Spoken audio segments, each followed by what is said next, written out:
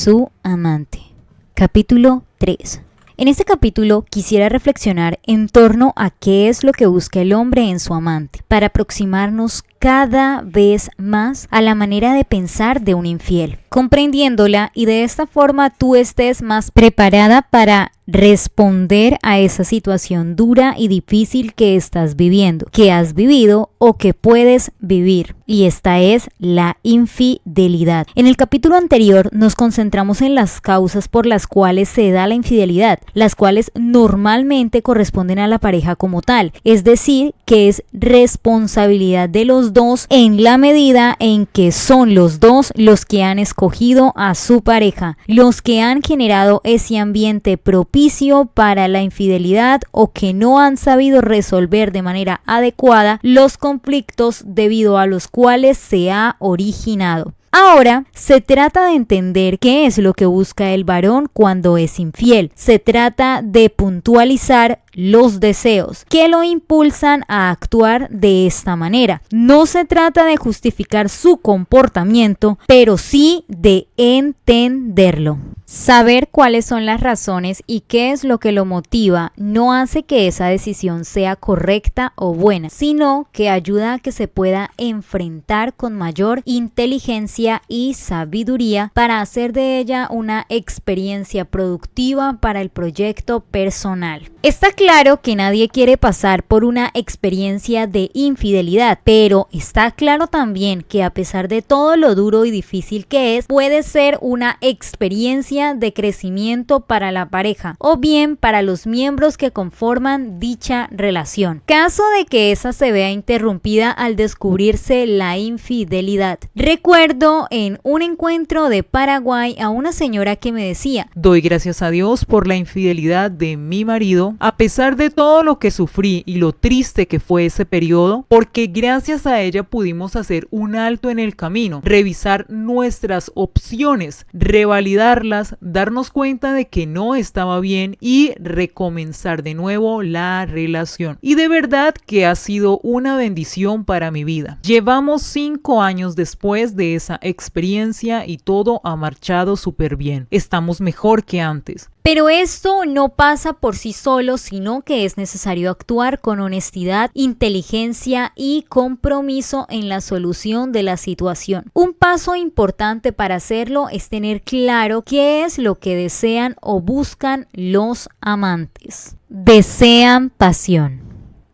Es claro que hay una diferencia enorme entre los roles y deseos sexuales masculinos y femeninos. No solo pensamos distinto, sino que sentimos el mundo distinto. Tenemos las mismas necesidades con unas maneras muy diferentes de satisfacerlas. Además, las cantidades y las frecuencias que usamos para satisfacernos tienen también una variación importante. Las necesidades pueden ser las mismas, pero los satisfactores son bien distintos, sin que eso nos haga mejores o peores, simplemente distintos. Las mujeres encuentran una conexión clara entre la genitalidad y el resto de la cotidianidad, los hombres no. Hay una unidad entre sexo y amor para ellas. Hacer el amor hace parte de un gran contexto en una relación. Para el hombre, no es siquiera necesario que exista una relación. En lo masculino, el amor y el sexo son divergentes, no van juntos. Donde un hombre ama, no goza, y donde un hombre goza, no ama. Por ejemplo, cuando uno come por primera vez el ceviche, produce una fascinación y eso queda como una marca que hará que determine si los otros ceviches que probaré van a estar más ricos o feos a comparación del primero que me dio esa satisfacción. Ese primer ceviche es la primera relación de amor y fascinación de un hombre, que en este caso es con la madre. Uno va a tratar de buscar a una mujer que se parezca a la madre. Si ese hombre cree que encuentra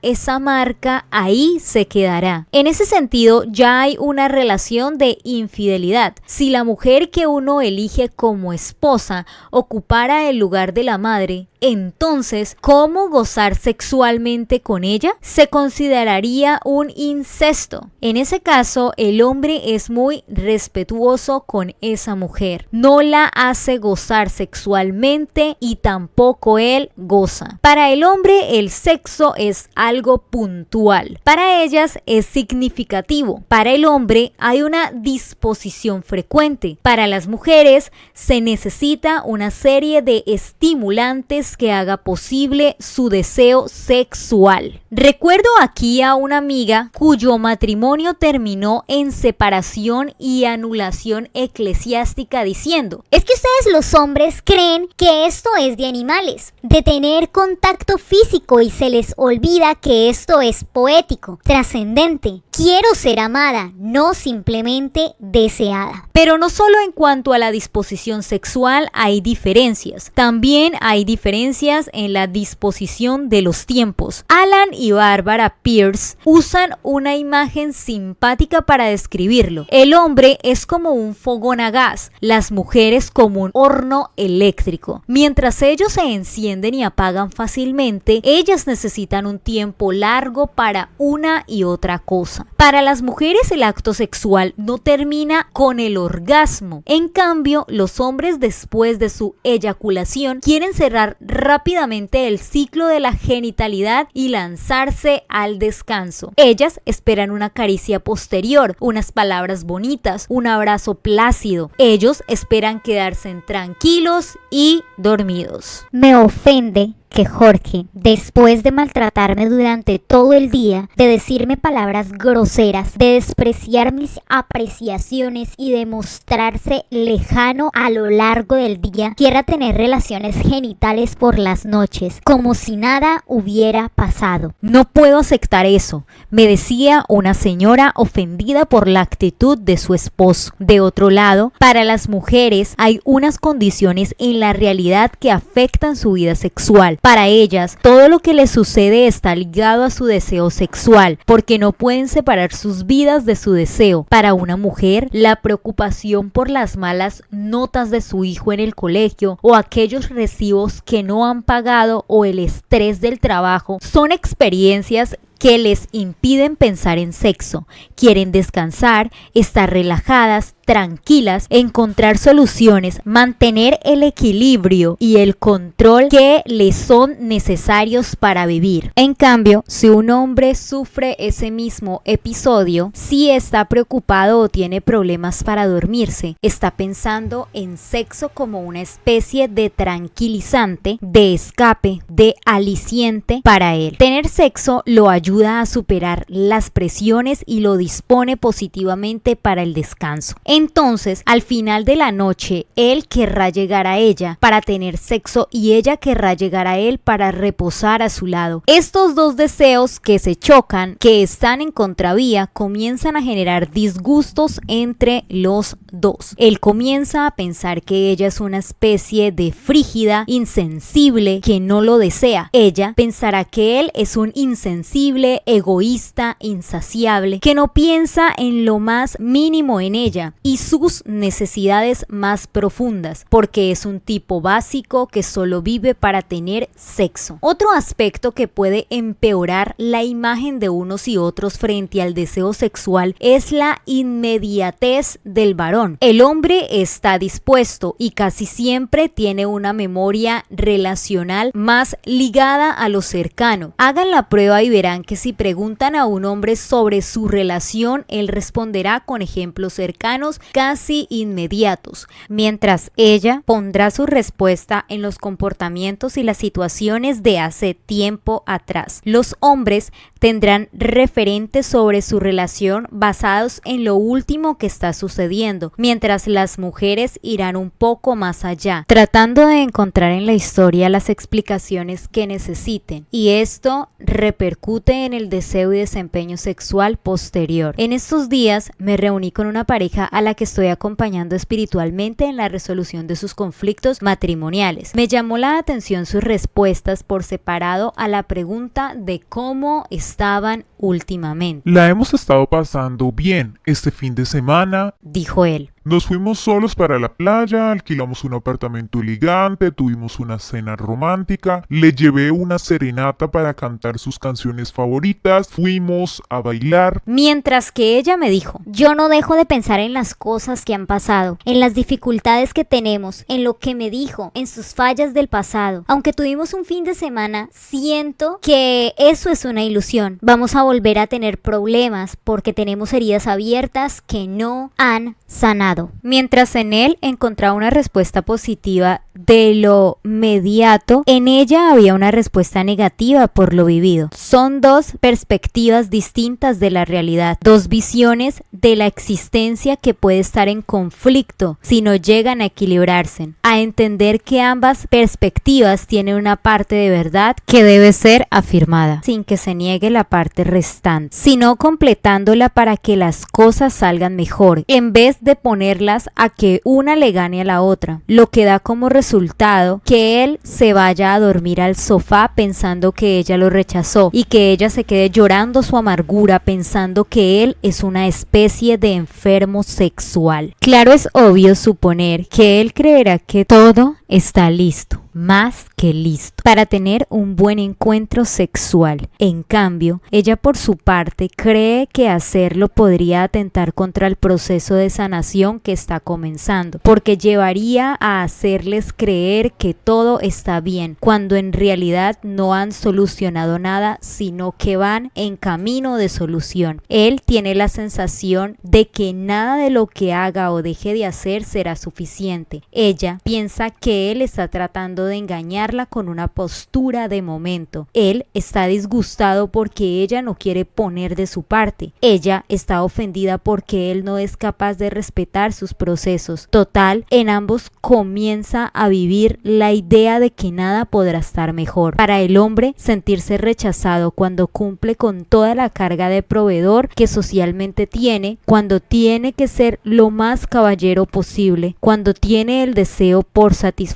es frustrante. Entiende que es un rechazo injustificado, un acto de egoísmo injusto que le produce ira. Muy pocas veces el hombre encuentra una explicación válida de la falta de deseo sexual de su pareja por algo que pasó hace 3 semanas, porque se le olvidó la fecha del aniversario o porque tuvo una pelea con su suegra. Todo esto lo siente como excusas que para nada justifican la ausencia del deseo de su esposa. Entonces, ese deseo de él hacia ella, que no termina de acabarse, se convierte en un resentimiento silencioso. Él la encuentra deseable, pero odia que ella no tenga la misma sensación hacia él, especialmente porque en lo profundo de su ser tiene la certeza de que es deseado por otras mujeres que lo encuentran atractivo, llamativo, capaz de dar en la cama lo que ellas están buscando. A eso debemos sumarle que las conversaciones masculinas exalten el ejercicio sexual de sus compañeros, que hablen de sus hazañas, de sus conquistas y de todo lo que según ellos son capaces de hacer, sabiendo que estos comentarios están marcados por la hipérbole, por la fantasía y más por lo que desean hacer que por lo que en realidad hacen. A este hombre le queda la sensación de que algo no funciona con él y a su pareja la sensación de que debe buscar la manera de satisfacer su deseo, entendiendo el principio de placer que se genera en el complejo narcisista, que permite autocomplacerse a través del placer que le produce a su amante.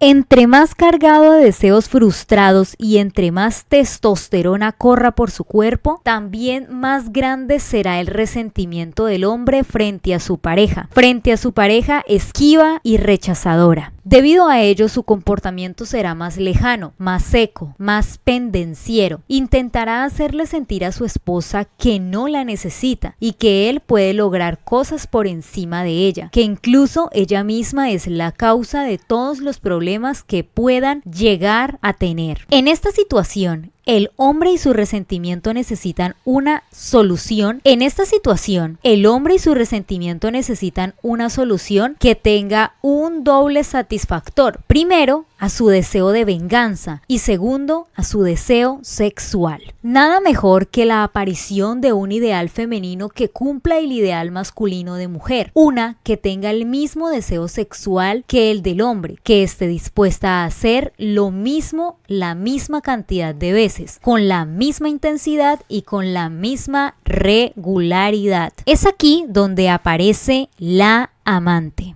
Una mujer que se enamora y que en su afán de agradar totalmente a ese hombre que acaba de conocer está dispuesta a todo. Además, que normalmente el hombre que se le acerca le cuenta cuál es el libreto a seguir al mostrarle los defectos y errores de su esposa. Él se presenta como una víctima, como alguien que sufre terriblemente en su hogar, como alguien que está pasando por un muy mal momento y que necesita ayuda. Alguien lo tiene que sacar de ese infierno en el que está viviendo. Y claro, ella se presenta como esa salvadora y por lo mismo hace todo lo que él requiera. No es de extrañar que muchas relaciones de amantes no pasen de ser fogosas aventuras pasionales sin futuro y sin deseos de permanencia en el tiempo, sino de vivir el presente y ya. La amante surge como una doble validación del hombre. Primero, porque se convence de que es deseable, que puede ser sexualmente atractivo. Segundo, porque sus deseos se vuelven realidad en una persona que está dispuesta a compartir con sus deseos. Para el hombre hay una doble satisfacción en su ejercicio sexual, la de cumplir sus deseos propios y la de sentir que es capaz de complacer a una mujer. No es de extrañar que la amante que necesita agradar cada vez más al hombre con el que está exagere esa satisfacción y le haga sentir que es el mejor amante de todos los que pueden existir en el mundo, mientras que con su esposa encuentra un estado permanente de frustración de su deseo sexual. Con su amante encuentra a alguien que le vende la idea de que le corresponde 100% a su deseo, y lo hace no solo porque quiere complacerlo, sino porque él es lo suficientemente atractivo y buen amante que no quiere perderse del placer que significa estar con él. La amante tiene un capital a su favor. El hombre está buscando compartir el superávit del deseo sexual. Las mujeres regularmente no tienen sobreabundancia de ese deseo. Entonces, una mujer que aparece para suplir esa necesidad se convierte fácilmente en dominadora de la situación. Sabe que está en situación de desventaja y que el hombre, sin ser consciente de sus propias acciones, va entregando todo a cambio de esa sensación de placer que le produce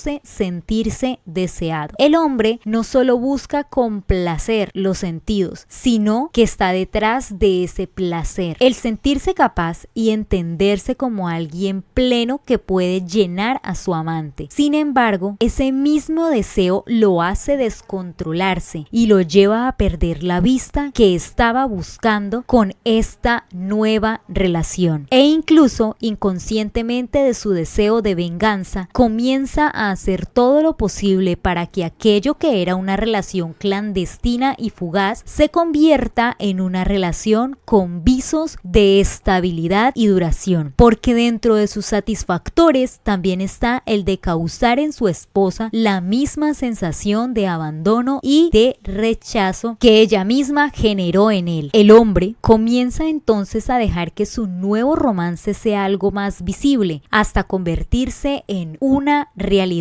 obvia. Parte de la pasión sexual está ligada al cumplimiento de los placeres de los sentidos, pero otra parte de este sentimiento y pasión está ligado a las ideas y a los sentimientos, a lo que está detrás de todo esto. El placer sexual no es algo únicamente genital, hay fuerzas poderosas detrás, y el sentimiento de venganza que se concreta en el sufrimiento de quien lo rechaza es también un hecho placentero para él. Añadamos a lo anterior otro dato más. Según un estudio que cita Catherine Hawking, el 75% de los hombres incluye el sexo en su definición de felicidad humana, mientras que solo el 15% de mujeres lo incluye en su respuesta a esa misma pregunta. Entonces, si la amante sabe manejar su papel, si se muestra como ese ideal femenino que es perseguido por el hombre, ella tendría un poder tal que podría incitar al hombre a hacer casi cualquier cosa. La mujer sabe que el hombre tiene necesidad de sentirse deseado, atraer la atención, a ser sexualmente atractivo, y le da todo eso. Él también estará dispuesto a ofrecerlo, porque su frustración está en que siente que da y no recibe. Ahora recibirá y luego dará. La amante está en una posición privilegiada para pedir casi cualquier cosa. Como el hombre ha pasado mucho tiempo sufriendo una especie de frustración sexual, este momento de maximización del placer le hace pensar que podría darlo todo para continuar teniéndolo. Una amante sabe explotar bien su capital sexual, su posición y su situación, incluso sin proponérselo. Conscientemente termina convirtiéndose en el estado ideal para su hombre, y eso tiene unos beneficios. Con el capital erótico se pueden lograr muchísimas cosas. Se dice que es el cuarto activo personal, luego del dinero. El humano, lo que sabe, y el social, lo que se conoce. En estos estados, los hombres mayores suelen idealizar más a las amantes que le ofrecen esa sensación revitalizante a través del placer sexual, y que los hace estar cerca de la idealización del yo propio. Sin embargo, esta realidad es muy difícil para saber qué hacer frente al hecho de la infidelidad. No basta con decir que se trata de algo malo o dañino, sino que es necesario captar bien toda su dinámica de realización.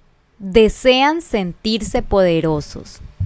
El poder está íntimamente ligado a la idea de obediencia, o a alguien que tome una decisión que no solo lo obligue a él, sino que obliga a varios o más, quienes se ponen al servicio de esa decisión, la cual lleva siempre la implícita ideología de superior e inferior, de mejor y peor, de mayor y menor, y consecuentemente de resignada aceptación, aunque no se explícite. Está sobreentendido que el que manda tiene derecho a hacerlo, en nombre de la justificación que quiera aplicársele, porque tiene más fuerza física, porque tiene más riqueza, porque es más viejo, porque es más inteligente, porque es varón, porque es blanco, porque Dios así lo quiso, porque tiene sangre azul, porque la suerte está echada, porque sí y porque no. Da igual, no se discute. Vivimos en una sociedad patriarcal. Aunque aspiremos a ser una sociedad liberal y democrática, el hombre sigue ejerciendo un papel preponderante sobre la mujer. En algunas ocasiones se trata de dinámicas validadas por lecturas fundamentalistas de la Biblia. Por más que ahora muchos digan que no son machistas y que aceptan una igualdad absoluta entre hombres y mujeres, eso está muy lejos de ser real en la práctica. El hombre quiere mantener el control y el poder, aunque ahora de un modo más sutil, porque nuestra sociedad ya no tolera los maltratos evidentes, la violencia de género y ese tipo de actitudes que mostraban cómo el hombre podía imponer su fuerza muscular sobre la mujer como algo permitido. Luis Bonino tiene una interesante tesis sobre las nuevas formas de la dominación machista. Los llama los micromachismos y los define así: actitudes de dominación suave o de bajísima intensidad, formas y modos negados o disfrazados de abuso o imposición. Uno de los más importantes y escondidos micromachismos es el utilitarista, el cual consiste en que lo que se deja de hacer, dejándole ese papel a la mujer, que carga con los niños, con la responsabilidad total de la casa, con el cuidado y la atención del hogar,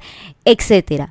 Aquí, el hombre no se responsabiliza de nada porque según él no le corresponde y se aprovecha de las cualidades de su pareja. Sin embargo, esos ejercicios de poder no son suficientes. El hombre ha puesto históricamente su dominio sobre la mujer en la fortaleza física, especialmente en el imperio de la testosterona. Por eso se entiende que no hay cosa más masculina que separarse de lo femenino. Es así, como ya dijimos, que el hombre está condicionado a elegir el azul por encima del rosado. En ese afán de demostrar su valor como macho, necesita probarse a sí mismo y a los otros machos que sus niveles de testosterona se encuentran en un estado ideal. Por eso, el hombre organiza unos tragos con sus amigos pensando en quién puede aguantar más. Quien aguante menos no tendrá derecho a aspirar al puesto de ser el macho dominante del grupo. El macho en competencia convierte todo en una especie de validaciones, por eso un simple juego deja de ser juego, pierde todo elemento lúdico y se convierte en una competencia violenta en la que está en juego la macha, el honor de macho. Y en ese orden de ideas, deseando validarse poderoso enfrente de sí mismo y de los otros machos, una forma clara de ratificarse está relacionada con la imposición del orden y control en el hogar. Lleva a sus compañeros a casa para que todos vean que es el patrón, el dominante, el poderoso. Además,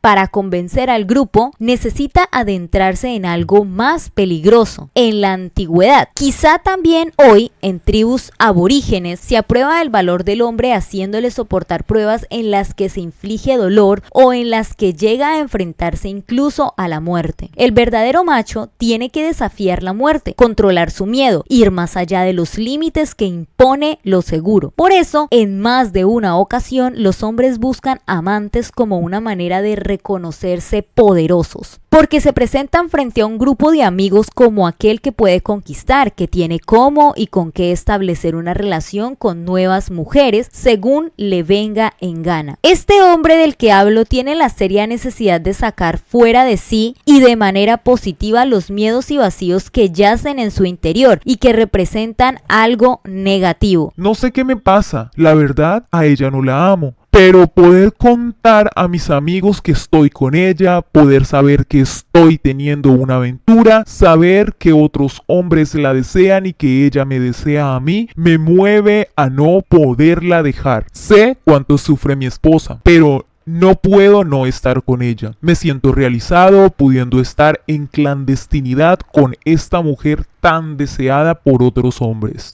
Contaba Roberto mientras analizaba su situación. Esta dinámica humana del hombre, que no se sacia nunca con el poder, lleva al olvido del otro y a su instrumentalización, a utilizarlo según convenga y luego relegarlo fuera de su contexto. Es así que no existe para él nada más que su propia búsqueda, su propia conciencia de placer y de dolor, la mujer a la que enamora o a la que engaña. No tiene mayor importancia que el peligro que pueda revertir su situación extralegal. Está más dispuesto a desplegar su poder que a pensar en las personas a las que está dañando. El tener otra mujer sigue siendo una muestra de poder y en el círculo masculino es muy bien visto el poder compartir las aventuras que se tienen con otras mujeres distintas a su esposa. El hecho de estar con ella, sin que esto necesariamente implique una relación de afecto, está marcado por el deseo de sentirse poderoso y de ser reconocido como tal ante sus pares. De este modo, su relación de amante no está movida por el deseo de placer, sino por el deseo de bienestar psicológico expresado en su contexto machista. A este individuo le interesa más el aplauso de los congéneres que cualquier cosa que pueda suceder en su propio interior o en el interior de su familia. Podría llevarse el mundo por delante para satisfacer sus necesidades de reconocimiento como alguien poderoso. Nada más gratificante que ir agarrado de la mano de una mujer que todos desean y que uno puede mostrar como suya. Eso vale más que todo el dinero del mundo. No hay con qué pagarlo. decía un joven mientras hablábamos en una cancha de tenis. Resaltemos, además, que se complace en la retroalimentación que se produce en las mujeres a las que domina. Le resulta agradable frases como: si me dejas me muero, no sé qué haría sin ti, no me dejes, las cuales normalmente van acompañadas por una actitud corporal y existencial de sumisión y de total dependencia. La sensación de dominio le complace y la percepción de ser irreemplazable o imprescindible, en vez de llevarlo a un estado de conciencia que le induzca a evaluar su comportamiento, lo que hace es afirmar en él porque descubre la debilidad de su pareja con respecto a él. Si ella lo necesita, tendrá que soportar la relación en los términos y reglas que él determine. El hombre que necesita estas demostraciones de poder tiene algo que no funciona bien. Necesita ratificar sus dudas o conjurarlas a través de comportamientos que ponen en riesgo sus propias opciones y decisiones fundamentales. Y así lo hace. En primer lugar, porque desea sentirse capaz, y segundo, porque requiere que le corroboren una disposición a amarlo por encima de cualquier cosa y de que él merece ser amado y valorado. Entre más mujeres domine, podrá sentirse más poderoso. Debido a esto, no es de extrañar que además de la dominación que ejerce en casa, busque hacerlo con otras mujeres fuera del hogar. Estos infieles normalmente se comportan de manera cínica, suponen que todo lo que están haciendo o que en sus acciones están, de algún modo u otro, justificadas. Muchas veces hasta se idean discursos bien estructurados de los cuales están plenamente convencidos y con los que justifican sus comportamientos machistas y dominantes. Este discurso lo justifica y les da una justa razón de su obra. No faltan las mujeres que patrocinan estos comportamientos y que incluso llegan a mostrarse activas a la hora de salir a la defensa de las premisas en que se sustenta este tipo de discursos. No es algo que esté bien o a lo cual pueda dársele justificación alguna. El esfuerzo debe concentrarse en determinar y entender los móviles que orientan la obra del hombre infiel, así como cuál es la dinámica con la que trabaja. Si tú, mujer, puedes comprender esta dinámica, ello hará que no te sientas culpable ni que dejes que toda la responsabilidad de esta situación recaiga sobre ti. Es muy probable que el hombre se cobije consciente o inconscientemente bajo otras justificaciones y trate de culpar a la esposa. Tampoco ha de extrañar que algunos, como lo afirmé anteriormente con una postura cínica, simplemente acepten la situación y digan que ellas deben aceptar eso y punto, porque esto es lo normal y lo correcto. Seguro aduciendo situaciones de otras culturas o dejando claro que para ellos la monogamia es contranatural. La monogamia, claro está, pensado siempre en términos de hombres que conquistan varias mujeres, pero no de mujeres que conquistan y pueden tener varios hombres. Desean sentirse admirados. El ser humano desea ser reconocido y admirado por su fuerza, su inteligencia, su destreza, su responsabilidad, su puntualidad, su grandeza, su tamaño, su bondad o su maldad. Por la razón que sea, pero ser reconocido, ser tenido en cuenta, ser valorado y que los otros sepan de su existencia. El reconocimiento hace parte de la individualidad, del carácter único que el ser humano cree y necesita tener. Entonces, ser rotulado es una especie de necesidad. La gente, cada uno de nosotros debe ser el más en algo. El más chistoso, el más lindo, el más humilde, el más seductor, el más en lo que sea. Por ejemplo, el más cruel con sus víctimas, el más letal, el que más soporta dolor, etc. Y esperamos que eso no sea dicho o al menos insinuado, aún más en una sociedad como la nuestra, que a través de los medios de comunicación está constantemente el reconocimiento a aquellos que se destaquen en lo que sea. No olviden que hay listas de las personas que se destacan, que se pueden reconocer haciendo cualquier cantidad de extrañas actividades. Pues bien, los varones tienen una necesidad específica de reconocimiento, las cuales han sido alentadas y van tomando más fuerza a partir de los paradigmas culturales. Las mujeres también. Ellas desean ser reconocidas por lindas, por inteligentes, por capaces, por tiernas, por multifuncionales. Ellos quieren ser vistos como poderosos, protectores, fuertes y capaces. Destacar principalmente en esas 4 dimensiones es el ideario que se tiene de los valores y lo que todas las personas esperan de ellos. Hasta las mujeres esperan a un hombre con estas características. Es que mi esposo no tiene la capacidad de liderazgo y de iniciativa que yo espero de él. Es una persona muy lenta, muy serena y tímida. Quiero a un hombre más activo, que me proteja, que me cuide, que se presente como alguien deseable y mostrable para la sociedad. Me dijo una amiga con cara de víctima y de mujer no realizada, a la cual me tocó decirle: amiga, si él fuera como lo pides,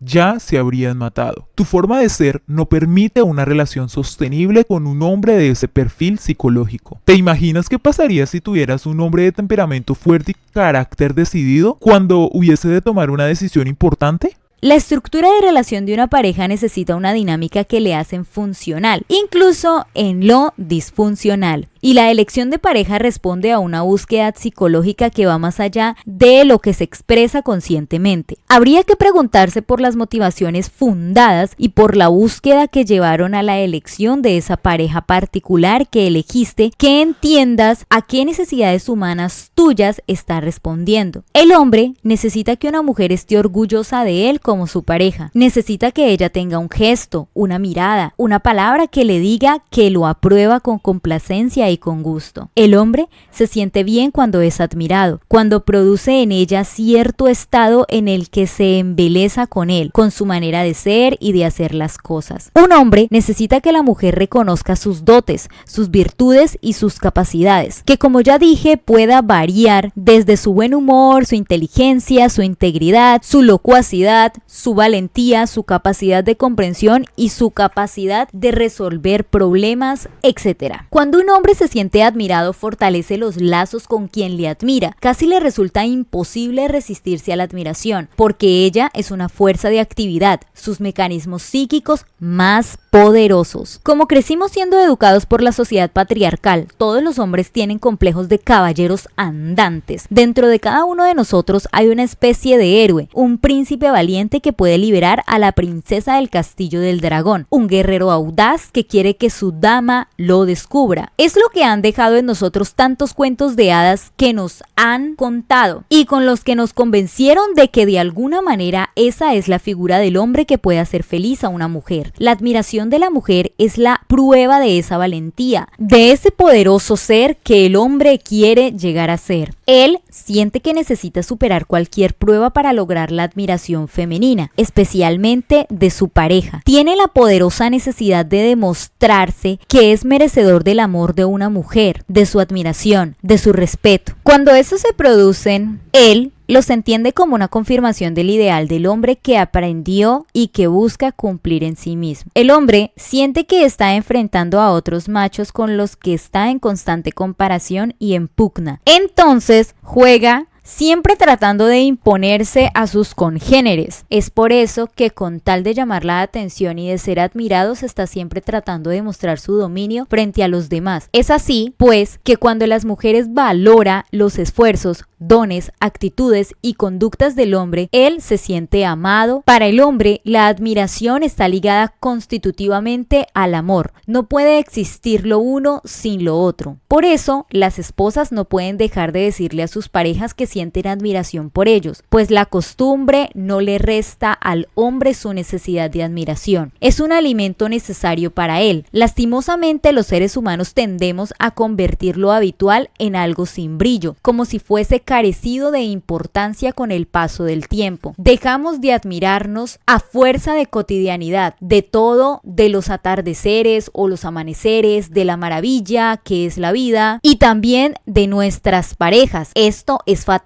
para la relación humana. Si ustedes, esposas, se olvidan de profesar la admiración que sienten por sus maridos, comienzan a distanciarse de la necesidad masculina. Él tendrá que buscar esas palabras, gestos y sensaciones en otras otras personas. Así, mientras usted critica, otra admira. Mientras usted olvida, otra resalta. Mientras usted cree que es contraproducente para él decirle cosas buenas sobre sí, otra lo asume como una tarea diaria. Y la pregunta es, ¿a quién terminará deseando frecuentemente más el hombre en mención? La respuesta es obvia. Porque cuando el hombre nota que su necesidad de admiración está satisfecha por su pareja, que es amado y reconocido por ella, entonces está motivado para amar más a esa mujer. Tendrá una cierta debilidad por ella. Es como si le diera algo que él necesita y que siente que ella puede dárselo. Los lazos se hacen fuertes cuando más fuerte se haga la admiración, cuanto más manifiesta y real se sienta, más condiciona la respuesta del hombre a esa mujer admiradora. No se puede perder de vista esta realidad tan importante en la psicología y los modos de ser y actuar del macho humano. La mujer que admira al hombre le reconoce como alguien valioso, tal como es, y no tiene necesidad de transformarlo ni cambiarle nada, pues lo siente casi perfecto. Él quiere sentir que está bien. Mientras alguien le critica y le recuerda constantemente sus errores, sus límites, sus pobrezas, de otro lado hay alguien que expresa sus cualidades y destrezas, lo buena persona que es decir, le dice justo lo que él desea escuchar. Cuando existe admiración general hacia el hombre, ella tiende a aceptarlo como él es, sin intentar mejorarlo o trastocarlo, cambiarlo ni nada. No hay otros que estén por encima de él en las comparaciones. No hay quien le ponga en riesgo de pérdida. Entonces, él se sentirá aceptado y encontrará en esa aceptación y admiración un territorio seguro desde el cual lanzarse a amar plenamente a la mujer que le admira y le acepta. Esto no supone que ella crea que él sea perfecto, pero sí que descubre su valor y que se siente satisfecha de tenerlo, que valora de un modo positivo todo lo que él hace por ella. Si él se siente aceptado, puede sentirse mucho más motivado para entrar con ella en una relación más cordial, se posibilita para comprenderla, para valorarla y para fortalecer los lazos, porque se siente seguro y se retroalimenta fácilmente en las palabras y los gestos de su pareja. No hay que restar importancia a lo que los sentimientos de admiración generan en el otro. A este respecto, conviene traer a mención el efecto Pigmalión, el cual hace referencia al hecho de que una persona llegue a alcanzar algo que se propuso debido a que previamente se había convencido de que así sería, es decir, a causa de la certeza de que podía conseguirlo. Este efecto ha sido entendido desde diversos ámbitos como el mundo personal, social, laboral y el mundo educativo, en admiración y alta gerencia. Por ejemplo, el efecto o ley Pigmalión indica el hecho de que es posible influir positiva o negativamente en alguien, por ejemplo, en un subordinado al tener sobre él ideas positivas respecto de lo que puede llegar a lograr o hacer. Con esta estimación es muy probable que la persona en cuestión termine cumpliendo las expectativas de su jefe. De la misma manera, si el jefe pone siempre en duda las capacidades de sus colaboradores,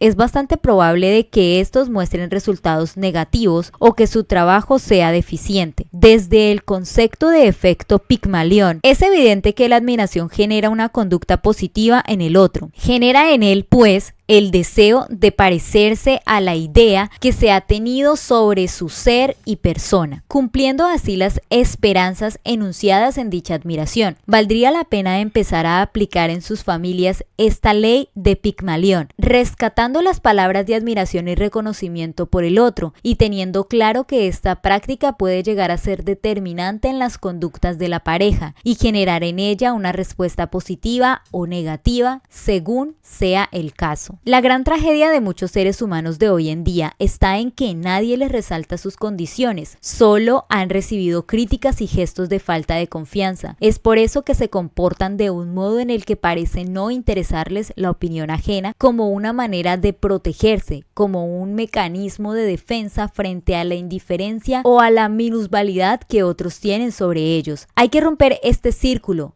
Hay que afectar positivamente el corazón del otro, de modo que no busque saciar saciar su sed en otros oasis. Yo te propongo que te des a la tarea de resaltar lo bueno, de admirar de verdad y reconocer las bondades sin enceguecimientos o mentiras. Piensa en la siguiente situación. Un hombre necesitado de sentirse admirado, reconocido y valorado, solo encuentra en casa críticas, cuestionamientos y reproches. Algunos de estos reproches pueden ser válidos y señalados realidades concretas. Sin embargo, se presentan de modos muy constantes, por lo cual lo hace sentir totalmente insatisfecho y le llevan a cuestionar la rutinaria vida de pareja que tiene. Estando en una situación, este hombre encuentra en una oficina una mujer que, sin ser una modelo, le valida día a día mediante gestos, comentarios y acciones como hombre inteligente, capaz y útil. No quiero justificar a nadie, pero entiendo que se puede generar una relación, una aventura entre ellos. Es obvio que esto también pasa en el caso de las mujeres que también necesitan ser admiradas y reconocidas y que a veces no lo encuentran en casa, sino en otros lugares en los que están presentes. Si lo que el hombre busca es ser reconocido y admirado y en la casa no lo encuentra, no es de extrañar que lo busque y lo encuentre en la calle. Este suceso no es tan simple cuando se presentan en la vida, sino que siempre hay diversos matices que lo hacen complejo y difícil, e incluso algo enigmático en algunas ocasiones sin que se logre entender ciertos móviles y acciones. Desean quitarse el miedo a la soledad. El ser humano está condenado a ser social, casi del mismo modo en que está condenado a permanecer solitario. Hacer por recurrir a un concepto empleado por Leixny, una monada. Una monada, es decir, algo autosuficiente y que no puede mezclarse con otro ente y difundirse en él. Necesitamos compartir nuestra vida interior con otros. Sin embargo, nadie puede acceder a esa vida interior de manera directa. La percepción que tenemos de otros es siempre una inferencia interpretativa, es decir, intrafección, a la que llegamos a través de la observación de sus gestos, de sus palabras y manifestaciones externas, pero nunca una captación directa de su vida interna. Es en este sentido subjetivo que estamos condenados a permanecer solos, pues nunca nadie podrá, por decirlo así, instalarse en nuestro cuerpo y ocupar el lugar de nuestra alma, captando y sintiendo nuestras emociones y pensamientos íntimos y comprendernos tal como nosotros nos comprendemos o percibimos a nosotros mismos. Aunque somos irremediablemente individuales, en este sentido señalado, también somos imperamente sociales. Vivimos en esa tensión entre ser solitarios y ser sociales, entre replagarnos sobre nuestra propia vida interior, íntima y privada, y aquella vida social, la cual comparta un carácter público y se dé en coexistir con la exterioridad de los demás, es decir, con la idea que nos hacemos de su interioridad o ser subjetivo. Para comunicarnos con otras necesidades, usar signos, símbolos que nos ayuden a salir de nosotros y encontrarnos con los otros. Sin embargo, todo lenguaje es incapaz de ser un reflejo perfecto de lo que nos sucede en nuestro ser interior. Entonces, lo que nos queda es la alusión simbólica para tratar de decir lo que hay dentro del pensamiento, sentimientos, emociones, y cada símbolo es usado para llamar la atención de alguien, para ocasionar un encuentro, para no quedarnos en la soledad de nuestra vida interior. Sin embargo, sabemos que no siempre logramos esa comunicación de lo interior. En muchas ocasiones nuestro lenguaje no habla de nosotros, no es expresión sino información, pues ofrece datos sobre lo que acontece fuera. Está lloviendo, hay que pagar un recibo, necesitamos comprar leche, el carro no tiene gasolina, debes ir a buscar los niños al colegio, etc. En el medio en el que nuestro lenguaje solo se dedica a compartir información, nos vamos sintiendo solos interiormente, aunque estemos acompañados de la presencia física de otras personas, porque la soledad no es un hecho exterior, sino una realidad interior. Podemos estar solos frente a la multitud con la que nos es imposible comunicar nuestra vida interior, con la que no hay ningún tipo de encuentro, con la que no hay cercanía en lo existencial, sino solo en un sentido geográfico. Están uno al lado del otro, como los objetos, pero lejanos en sus vidas interiores. Es una gran lástima que muchas familias, muchas parejas y muchos seres humanos hayan descuidado la comunicación profunda, la expresión de los sentimientos y pensamientos propios, igualmente que la preocupación por lo que está aconteciendo en la vida interior de quienes deberían ser cercanos, y digo deberían ser cercanos porque me refiero a la cercanía existencial y no a la espacial, pues muchas veces están juntos viendo televisión, durmiendo en la misma cama, pero lejos, distantes, desinteresados del otro. En más de una pareja encuentro que solo hablan las cosas por hacer, de responsabilidades por cumplir, intercambian datos, pero se han olvidado de darse tiempo para expresarse y escuchar la expresión del otro. Esto los va alejando unos de otros y los va haciendo sentirse solos aun cuando se están acompañados. Surge una profunda distancia existencial a pesar de la cercanía física. Esto sucede porque la relación desgastada y utilitarista ocupa el lugar de las personas. En dicha relación, estas se despersonalizan y surge un interés por las cosas por hacer antes que por el otro. Es así que se termina pensando, por ejemplo, que la expresión de un sentimiento que inquiete es una culpa que se carga contra el otro. Si él dice que se siente aburrido, ella entiende que él está aburrido de ella, que es una especie de reclamo a su afirmación. Si ella reconoce que se siente triste, él entiende que lo acusa de entristecerle la vida, o por lo menos de no alegrársela. Entonces, ambos hacen un pacto de silencio sobre sus deseos e inquietudes para no provocar momentos de desencuentro, como si en la base de todo encuentro no estuviera el desencuentro del lenguaje del que ya hemos hablado. Por eso prefieren ir callándose en cuanto a la expresión de sus vidas interiores. Mantienen una cordialidad aparente, una calma chicha, como diría mi madre. Pero sus expectativas, sus deseos y búsquedas no siempre se cumplen con el otro, porque este otro no sabe ni tiene por qué saber qué se quiere, qué se espera, qué le gustaría que hiciera o qué preferiría que dejara de hacer. La ausencia de comunicación fundada en el temor al conflicto termina siendo frustrante y generadora de más conflicto al final. Y en ese estado de lejanía la vida se va construyendo en lo superficial, pero lo profundo queda sin ningún tipo de satisfacción.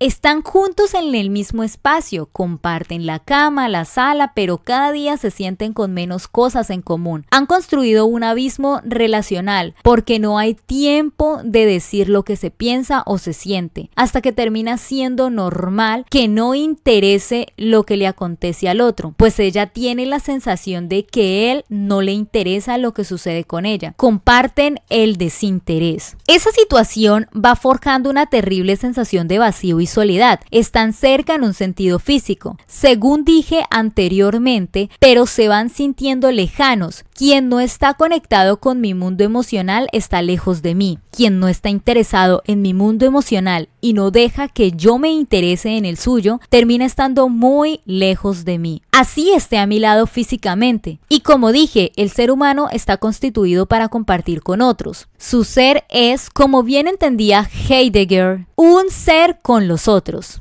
Necesita de los otros. Es un terrible peso existencial sentirse aislado, no importar, no ser sujeto de pensamiento de otro. Ese que se ha aislado tiene la imperiosa necesidad de comunicarse con otros, sentirse acompañado. Va más allá de estar con alguien. A veces nos sentimos solos aunque tengamos al lado una mascota que nos acompañe físicamente y hasta con algún nivel de comunicación y afectividad, pero con la cual no podemos sentir la intersubjetividad necesaria al compartir sentimientos, pensamientos y opciones de vida. Entonces, si la relación que tiene no le resulta satisfactoria de esa necesidad de encuentro, comenzará a buscar otros seres humanos con los que pueda establecer una comunicación profunda. Muchas veces, las infidelidades comienzan como una búsqueda de una buena conversación en la que se pongan de manifiesto los gustos comunes y se produzca el encuentro humano. Estoy separado de ella hace mucho tiempo, vivimos juntos, dormimos juntos, hasta compartimos muchas actividades, pero estábamos separados afectivamente. No me sentía viviendo con ella. Hacía mucho rato habíamos perdido la conexión emocional. Realmente los temas que conversábamos eran muy superficiales que se podrían compartir con otra persona. No la sentía mía, no me sentía de ella. Era como si fuéramos buenos socios, pero nada más. No sé si exagero, pero me sentía solo, aún estando al lado de ella. Y sé que para ella era igual. Nunca lo hablamos, pero creo que lo sabíamos. Por eso, cuando apareció esta muchacha, me enloquecí porque sentía que me escuchaba, que me entendía, que no me hablaba de los niños, de las deudas, sino de ella y de mí. Volví a escribir poesía y a pensar en alguien cuando escuchaba unas canciones. Sé que es injusto con mi esposa, pero también lo era conmigo. No sé si Dios me comprenda. Me decía Alberto con un justo análisis de su matrimonio y de lo que ahora le está pasando. Todos experimentamos el miedo a no tener encuentros, a quedarnos aislados sin contar para alguien, sin tener cercanía con otro ser humano, que nos quiera, nos aprecie y nos comprenda. Más aún en las parejas que se juntaron con el deseo de hacerse compañía, de compartir la existencia, pero que se han ido dejando de lado y han permitido que la cotidianidad les aleje en vez de acercarlos. Un hombre en busca de compañía encontrará fácilmente agradable a cualquiera que le haga un poco de espacio para compartir lo que él tiene que compartir. Cada minuto que se le dedique para escuchar lo que tiene por decir, más todavía si sus opiniones son valoradas positivamente o si sus sentimientos son considerados válidos y oportunos. Cuando he hablado con algunas mujeres que se dedican a la complacencia sexual, me impresiona que me cuentan que muchos hombres solo van a pagarles para que los escuche, que se desnudan, se acuestan, pero no hacen el amor, sino que ella lo escucha a él, que le cuenta todo lo que siente y rodea sus pensamientos. Es como si se desahogara con ella. Esto me impresiona y me duele, porque me muestra cómo a pesar de que estamos tan informados de todo y de todos, tenemos todavía muchas barreras que no permiten que nos comuniquemos de manera plena y realizadora. Entonces, no debería extrañarnos que el hombre que se siente solo tema permanecer así toda su vida y busque propiciar cercanía con otras mujeres. Lo que tendríamos que revisar es qué tanto ustedes, esposas, están permitiendo que la relación que tienen se haya convertido en un mero estar por estar y que haya ido perdiendo sentido a falta de una comunicación profunda y de no compartir lo que había por expresar. Si no hay tiempo para escuchar, para reconocer en el otro lo que hay por decir, sin buscar culpables o inocentes y sin querer que escucharle es darle la razón y abdicar de la mía, no habrá una buena relación. Primero, porque solo en la escucha se abre la capacidad de comprender exactamente lo que pasa por la mente del otro. Y segundo, porque puedo estar en desacuerdo con el otro, pero para saberlo debo escuchar lo que tiene que decir. No somos enemigos, entonces no nos comportemos como tal, porque cuando damos poco espacio al compartir y no expresamos nuestras ideas sin sentimientos, no nos comprendemos. Si encontramos que los demás encuentran a alguien que sí tenga la dedicación, el tiempo, el espacio y el deseo de compartir, hay que procurar relaciones de pareja en las que nadie se sienta solo, en las que se compartan las cosas verdaderamente importantes de la vida y que suelen ser dejadas a un lado debido a los compromisos y situaciones que conlleva la convivencia y que deben ser resueltos día a día. Tienen que encontrar el modo de estar cerca, de crear espacios de diálogo, de encuentro, de expresión y de evaluación de su manera de ser y actuar como pareja. Conclusiones. Si ustedes no encuentran compañía los unos en los otros, no se extrañen, insisto, de que esa compañía aparezca personificada en una amante. Si tú no quieres estar solo, si no deseas estar sola, no puedes pretender que el otro sí tenga esa intención. Por tanto, date a la tarea de abrirte al mundo del otro y de que ese mundo te sea importante, te pese, te lleve a comprometerte con él. Si logran tener relaciones profundas, llenas de encuentro y de expresión, entonces no se sentirán solos.